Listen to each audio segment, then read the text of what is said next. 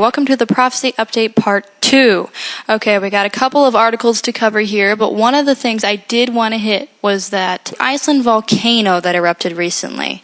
There's an article on MSNBC that states Iceland volcano could have world consequences. 1783 eruption changed weather patterns and sent poison air into the British Isles. Now, if you scroll down to later on in the article, it says that when the Iceland volcano erupted in 1783, freezing gases turned into a smog. The smog floated across a jet stream and changed weather patterns. Many died from the gas poisoning. Crop production fell in Western Europe and famine spread.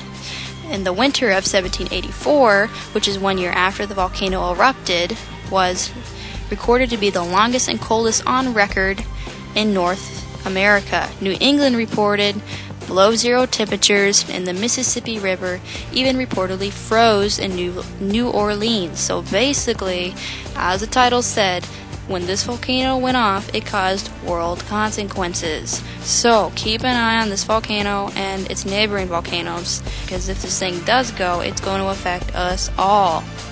Also, as a side note, if any of you guys have any information on the volcano called Krakatoa, if that's how you pronounce it, please message me. I was watching that volcano last year because it was starting to rumble and show a lot of action, but I haven't heard any new recent information.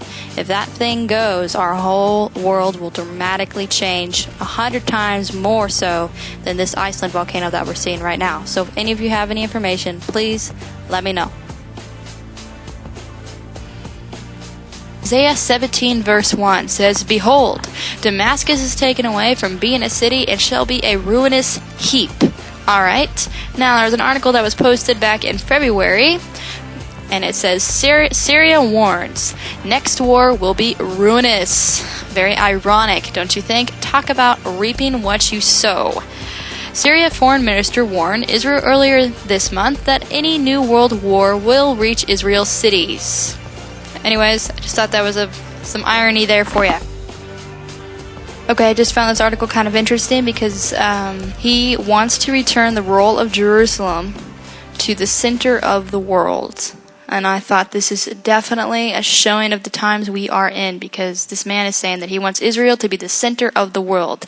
And as we all know, anyone who studies the Bible and studies Israel knows that God's center of the world is indeed Israel. His capital is not New York, it's not China, it is Israel. That is where his bride is. So this man here is calling for Israel to become the capital of the world, and it very will be. In the end times, we are going to see all eyes go on Israel. Everything's going to be about Jerusalem. Everything's going to be about Israel.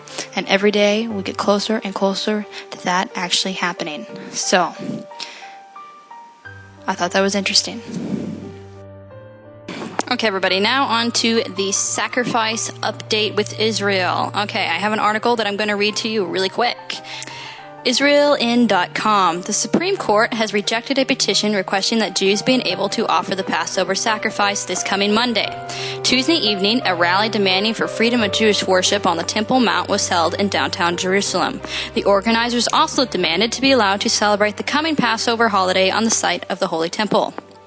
They noted that according to Jewish law, the Holy Temple does not need to be built in order to resume the sacrificial offerings, and that all they needed to do is build a temporary altar, which would be dismantled immediately following the Passover offering. The court ruled, however, that because of feared Arab violence, such an act could not be permitted. Performing the ritual on the Temple Mount would deal a severe blow to public safety and security, they said.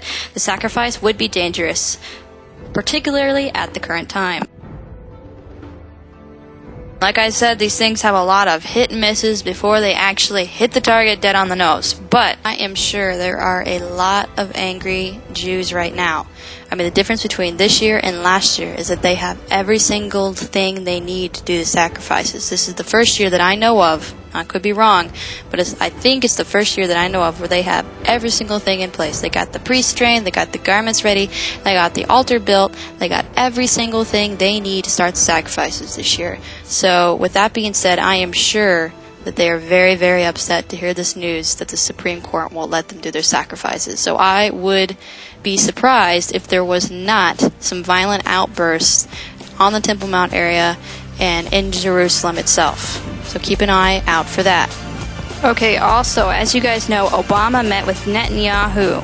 I think it was yesterday or the day before. I'm not quite sure. But Obama met with Netanyahu recently to discuss more of the peace talks in Israel and the settlement issues and the housing debate that's been going on. Apparently, the United States was extremely rude to Netanyahu. They didn't put out any flags. They didn't give him any formal welcome. It was actually quite awful. It's probably the worst welcome that Israel has received from the U.S. in the history of their alliance. With that being said, what the U.S. does to Israel, God will do to the U.S. So if the U.S. continues to persist that Israel divide its land, I guarantee you God will divide the United States of America, whether that be through political means such as civil war, or whether that be through things such as earthquakes on the fault lines. God will do unto the U.S. as the U.S. does unto Israel. And not just with a little slap on the wrist either. I think the U.S. has had time and time again to change its ways with the way it's treating Israel and with the way it's treating other nations of the world. And I do not think that God's judgment is going to keep being on hold too much longer. Alright guys, that's all I got for today. Remember, keep an eye on Israel. Also keep watching Turkey and Damascus. I've been seeing some things are heating up in there. But more importantly, keep an eye on Yeshua Jesus, for He is the way, the truth, and the light, and nobody gets to the Father except through Him. I hope you all are doing well. Take care, everybody.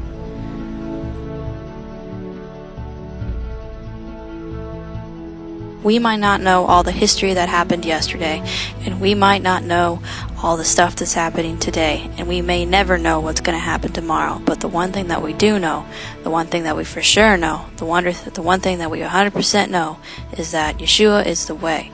Yeshua is the only way.